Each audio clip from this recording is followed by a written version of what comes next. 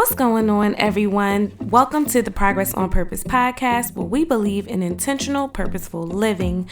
We are a community of people who seek to be intentional about how we think and behave towards an intended goal. We believe that what we say, think, and do governs our ability to make progress towards our goal and ultimately lead to success. I'm really excited to be on here for episode 15, which is the Frienemies Part 2 episode. Last week, I did an episode called Frienemies Part 1, and I talked about 3 different frenemies that if we are careful, they can be our friends, but if we are not careful, they can be our enemies. And these frenemies are not people, but they are different situations, or they are categories of things that we have to be mindful of. So please, if you have not listened to episode 14, go ahead back and check that out, because I know that it is going to bless you and it'll also set you up for this episode. This is the segment of the show called People Popping Out, where we highlight, celebrate, and give kudos to people or things in the media, whether that be on mainstream, social media, or otherwise, who are living intentionally to make progress towards their goals, make strides in the community or in the lives of others, and are making this world better by doing what they need to do to best serve themselves, their family, or the community. For this week, I have a couple of people that I would like to shout out. On my social media page, Progress on Purpose Podcast on Instagram, I put a post up earlier this week, and it says, tell me something you did this year that you are proud of. You know, the year is coming to an end, and if you're listening to this podcast, I know you're someone who seeks to be intentional, and you probably have made very intentional moves this year. So if you have not already responded to the post, go ahead and post what you have done this year that you are proud of. And it can be anything and everything. There are no limits. It could be something related to your family. It could be something related to your fitness. It doesn't necessarily have to be business related or work related or any of those things. All right. But I would love to read what you have done this year that you are proud of. I do want to highlight those people who did respond. So I'm going to start with Clarice Need Him, I'm her. Sorry. I know Clarice too. Clarice Needham, I'm her. And she said that she had her first annual Children's with Dreams toy drive giveaway. And that is so cool, because I'm sure that a lot of kids came out who have different intentions and dreams. And I've said this before, never, ever stifle a kid's dream, because they may have a dream to become a hairdresser or a dancer. And sometimes they're like, oh, go to college, do something different. And that right then and there, those few words that we have said to that kid can stifle that kid's dream. That kid may go on to be the best hairstylist or the best weaveologist or color technician that this world has ever seen. But sometimes we, in our limited approach to things or our mindset to things, we stifle our kids. I have, however, seen a pickup in just in people being more mindful of that across social media and across, this world is changing so quickly. 10 years ago, that may have been the statement, but nowadays it is getting more entrepreneurial friendly, and I have seen a lot of kids doing more, and parents doing more for their kids so that they can push them towards entrepreneurship. So shout out to you parents who are entrepreneur moms and dads, aunties, uncles, cousins, who you push the children in your lives to go on and pursue the dreams that they desire. That's really cool. So shout out to you, Clarice.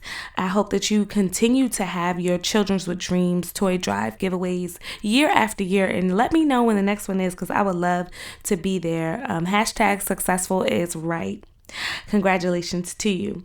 The next one is from @trust the quiet force, and this person completed their manuscript. I'm really excited for that. How many of us have things, ideas, goals, things that we want to write down, books, stories that we want to share, and it's all in our heads.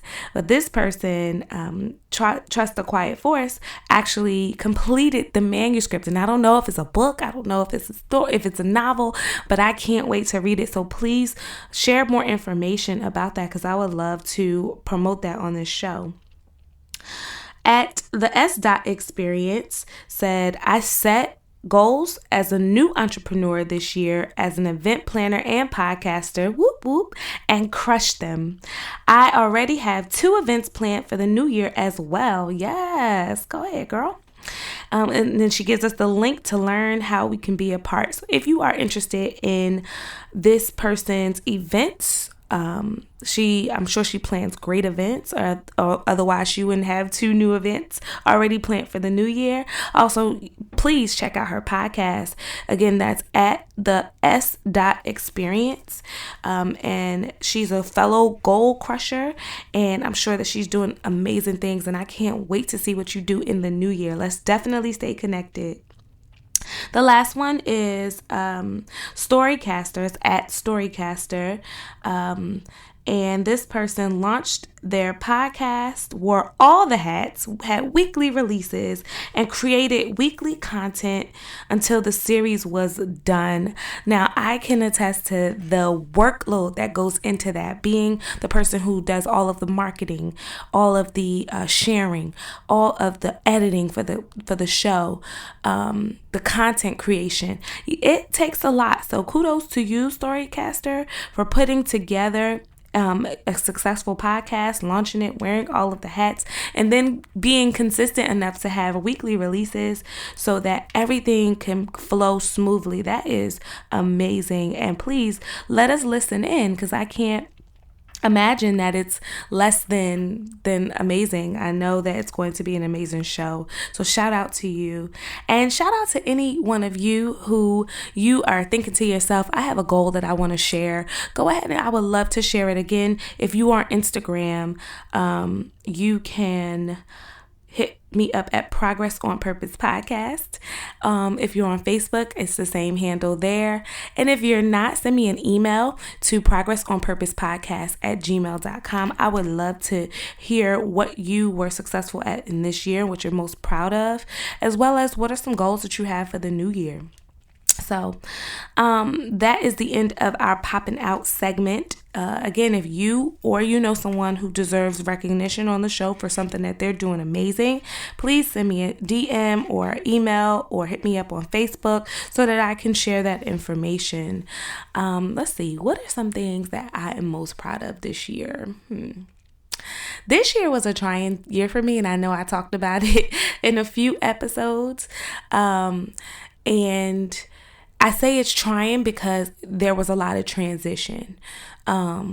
It was the first full year that I was married, and I talked about some of this in episode 13, but it was transitional because I had to make a lot of mind shifts and quick adjustments in terms of me being now married, no longer being single, me being a mom overnight almost, and having responsibilities that I never had before. A lot of those responsibilities were not so much tangible, but in terms of decision making. And it caused me to be very reflective. And so the things that I'm most proud of is my ability to remain mature in many situations that I could have been very petty. I could have been very just selfish in, but I was able to rely on what I know in terms of what I've been taught from my upbringing, as well as what I saw in my parents, and then just straight up prayer. Like certain things I had to pray about, y'all. And so I'm really, really proud of myself for being mature in that way. Another thing I'm proud of is obviously starting this show. It was a desire of mine in the summer, and I just went with it. And sometimes we have to do that. Like sometimes there isn't an entire blueprint, but when we start, we learn along the way. I learned a lot. I made a lot of mistakes, but I learned nonetheless. And the other piece is that I got connected to a lot of different people, entities, learned a lot of names that I can now reflect on and call upon, and reach out to, that will help me further along this business and this podcast and this show. Some of the things that I'm looking forward to, even before the new year comes in, is writing down my plans for 2020. So, I think that one of the things that is major for us as intentional people is to wake up with a plan. When we don't wake up with a plan, sometimes our day can go awry because we don't have a clear vision on what it is we want to accomplish and what it is we want to do. That actually happened to me this week. I've been off because I'm a school teacher, obviously, and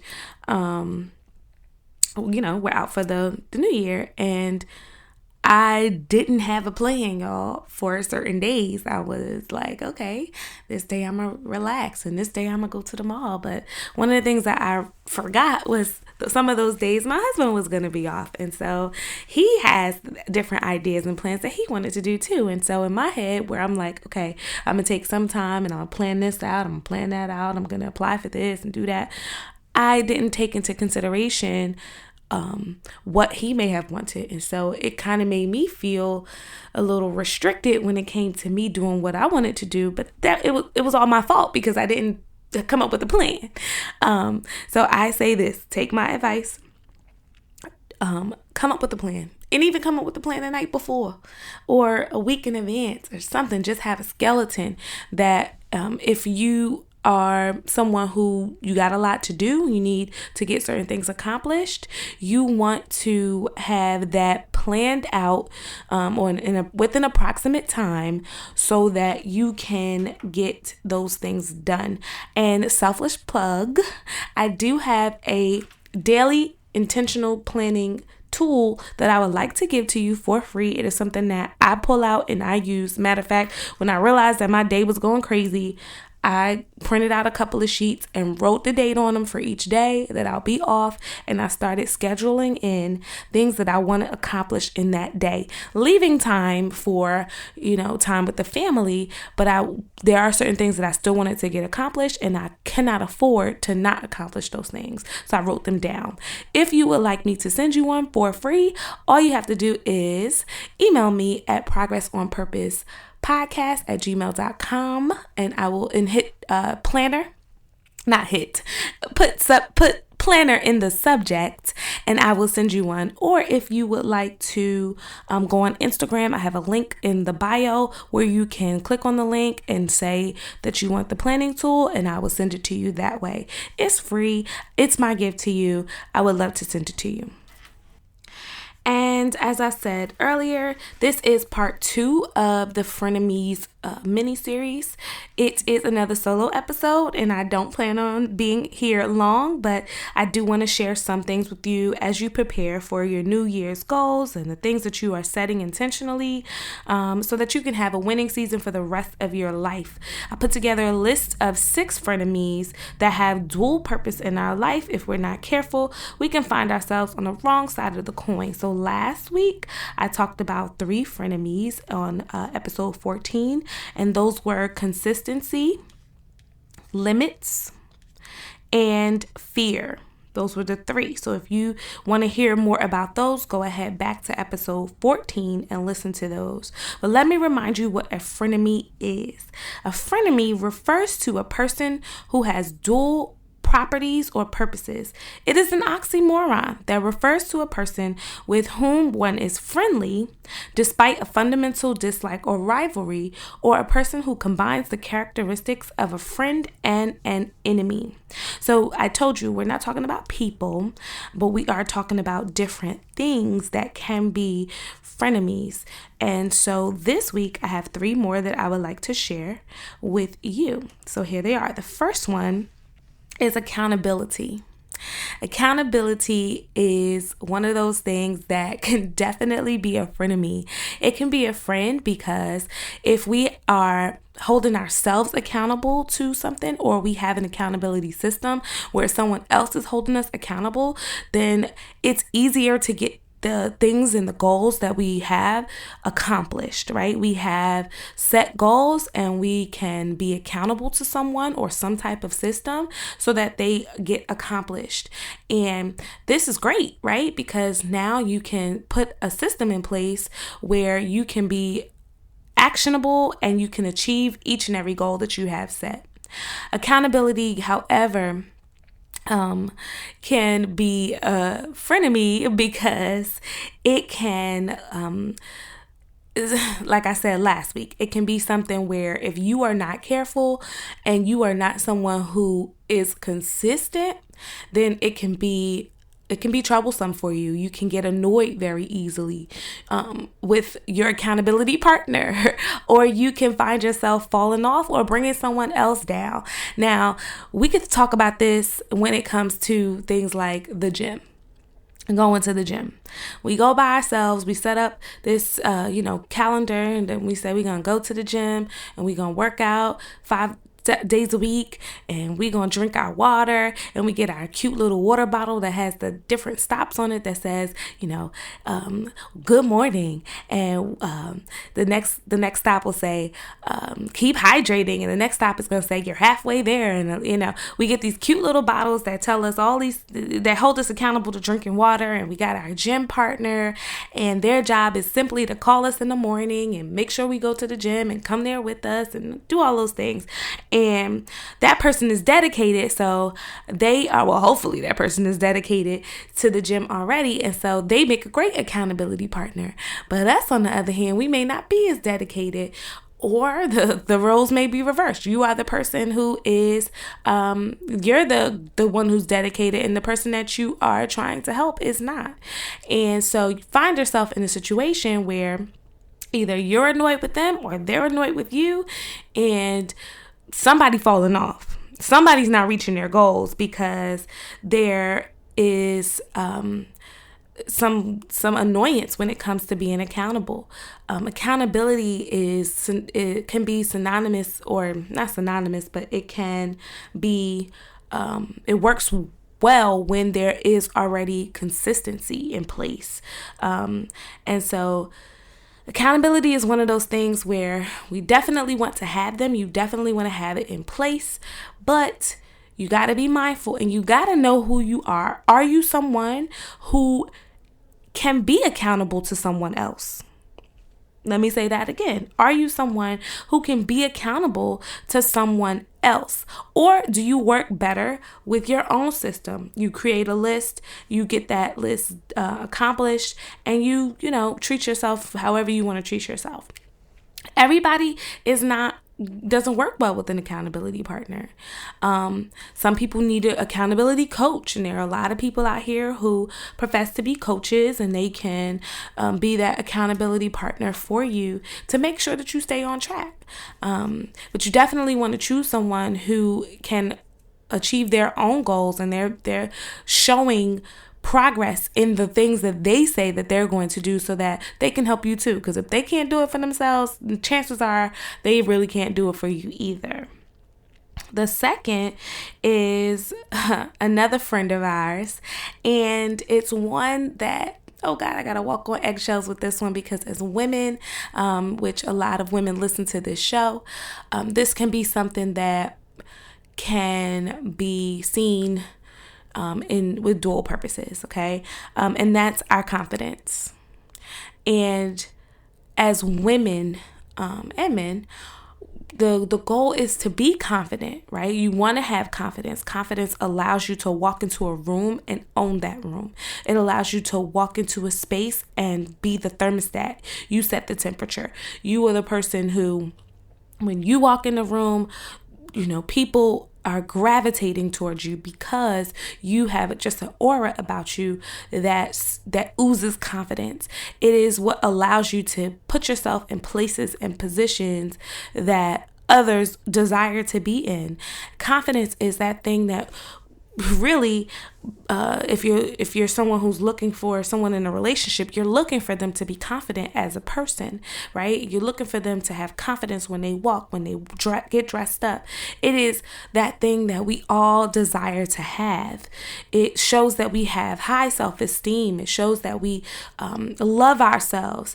It is that which allows us to love ourselves, and despite our flaws, despite our shortcomings. Confidence is everything, right? And especially here in America, confidence is key. You want to walk in whatever you wearing. If you got on bright neon coat, you want to wear that coat with pure confidence.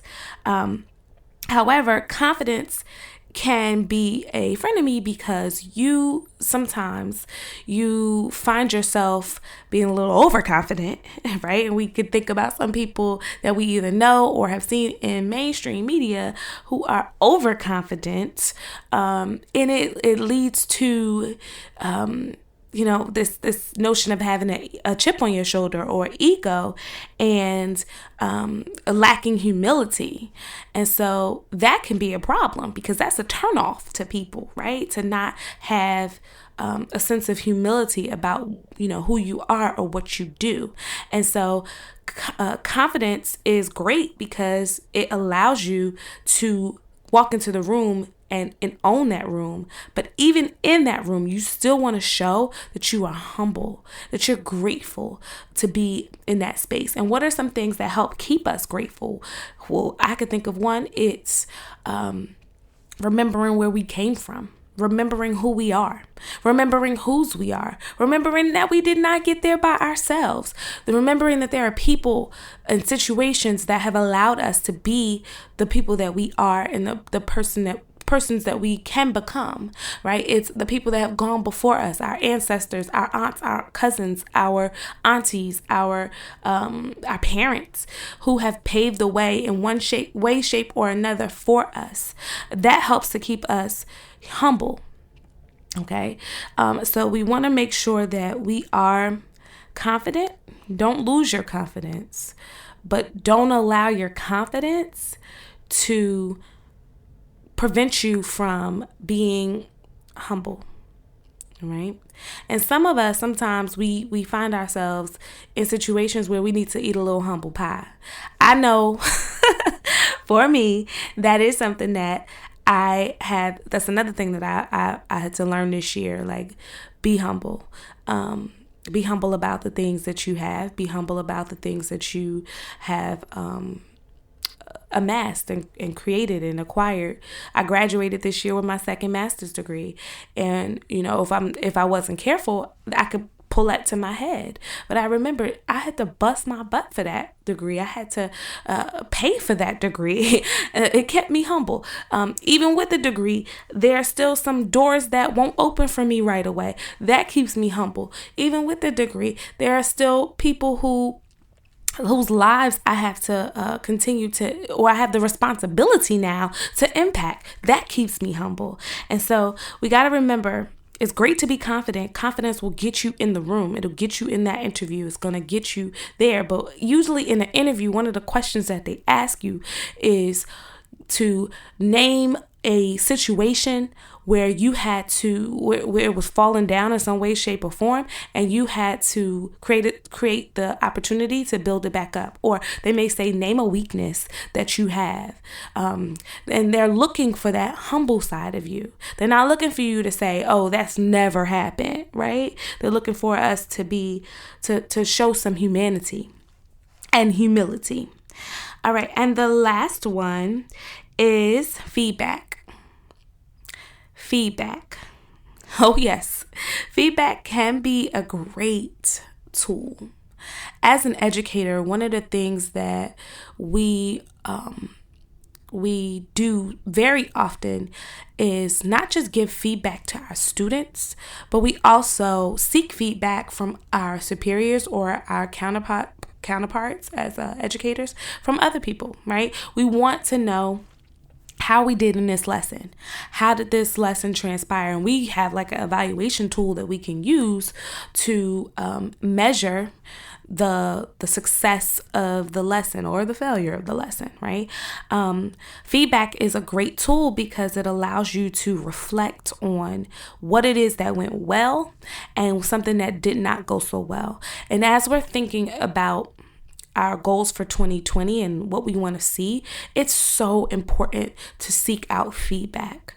How did your business do this year? Not just in the numbers, but the numbers do tell a great story. If you look from month to month, what sold best? What carried over the best? If you have an Instagram page, what posts had the most impressions, and what time did it happen, and why do you think it happened, and what was specific about the content? Like, breaking all of that down allows you to get better, allows you to learn your audience, allows you to read into what it is that that you're trying to accomplish and whether or not it worked. Even at home, one of the things that I do with my daughter is I sit down with her from time to time and I ask her pretty much, how am I doing as a mom figure in your life? I'm not your mother, right? You have a great relationship with your mother, and we all have a great relationship, but I still want to know, how am I doing on a day-to-day basis, and how could I be better for you? One of the things that I've learned in this time is that when it all first went down, I was very pushy. I was very forceful, and that, I guess that's just my nature in some way, shape, or form. And I realized that I'm not this pushy at work with the kids that I teach every day. So I got to be mindful of that when I come home. First of all, I'm not Mrs. Hardy at home. I'm mom, I'm wife, right? And then the other thing I realized is, yes, I want so much for my daughter, but I also have to be ginger about how I push that forth onto her. She's still a kid, right? And so certain things I realized about myself and how I may be perceived based on what I say and how it comes across. And so that was transformational for me for the second half of the year, because I realized, okay, I could get the same point across, but I don't have to say it in this forceful way. There's a time for that, but it don't have to be the first time. And if you are a parent, you know exactly what I'm talking about here. But that was great for me. And you know what also helped too? My husband, he started to give me feedback about how I was, interacting in certain ways. And it's all to be loving, and it's all done in love. And so I didn't take it personal. I may have taken it personal the first couple of times, but after a while I realized that it wasn't to hurt me or to harm me, but it was to make me better as a parent. This is my first time being a parent. So that was transformational for me. The thing about feedback is that it can be destructive if you are not willing to receive it.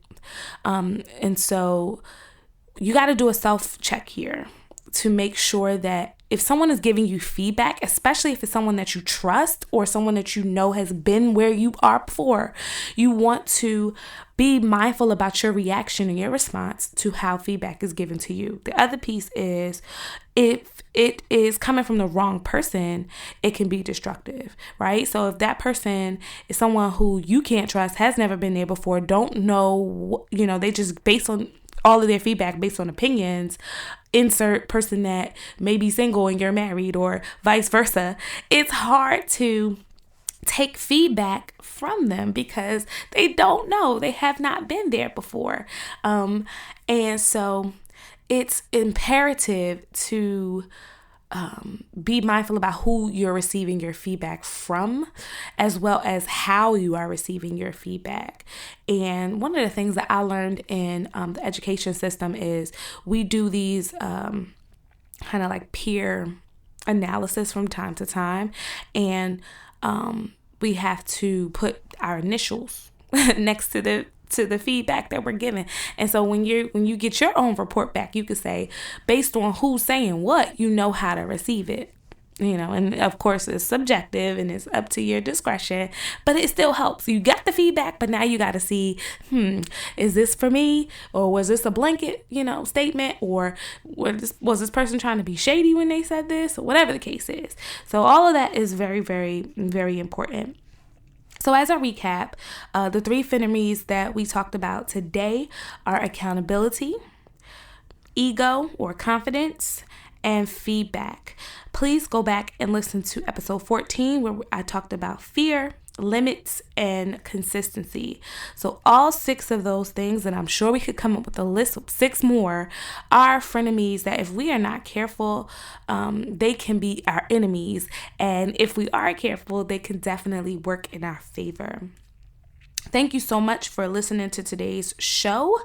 If you would like to continue to be a part of this community of intentional, purposeful people living intentional, purposeful lives, kindly subscribe to this podcast and follow us on Instagram or on Facebook.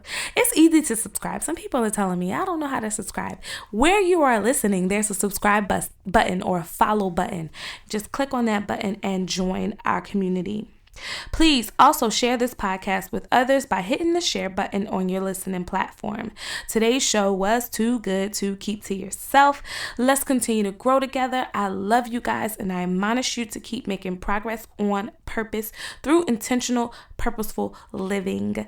Next week, I'm looking forward to another great show. Next week will be the first show of the new year, and it actually is going to start a new series, and that series is going to be called The Journey to Wholeness. Okay, so you definitely want to stay tuned for that. I do want to mention that as goal-getters and as goal-getters, sometimes we can get stuck, hindered, or find ourselves needing help in one area or another. I know this is the area that I struggled with for many years. I was hindered by the opinions of others, which led to many insecurities and setbacks. And it took more than prayer to get me out of the funk that I was in. One of the things that helped me so much was sitting on somebody's couch and talking to them, and not just somebody, a licensed therapist, to help me get to the root of my issues so that I could build myself back up to see me the way that God sees me. So I am excited to tell you about this platform that I have partnered with, and that is betterhelp.com. That's betterhelp.com. It is a secure online professional counseling service available for clients worldwide. Here are 4 things that I love about this service that you will learn to love too. The first is that you can log on anytime and send a message to your counselor. You get timely and thoughtful responses. Plus, you can schedule weekly video or phone sessions so you never have to sit around in an uncomfortable waiting room, as is the case with traditional therapy. BetterHelp is committed to facilitating great therapeutic matches, so they make it easy and free to change counselors if needed. And I have to insert here that I signed up, and ever since I signed up, my therapist has been emailing me like, hey, you signed up, let's talk, So they really are very timely, and they want to communicate with you.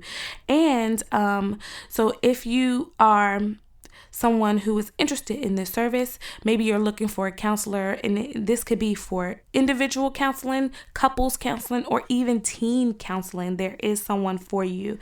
I have a special code that will allow you to get 10% off your first month, which, might I add, betterhelp.com is way cheaper than traditional therapy. So go ahead and visit www.betterhelp.com/POP for my code that you can use and get 10% off your first month.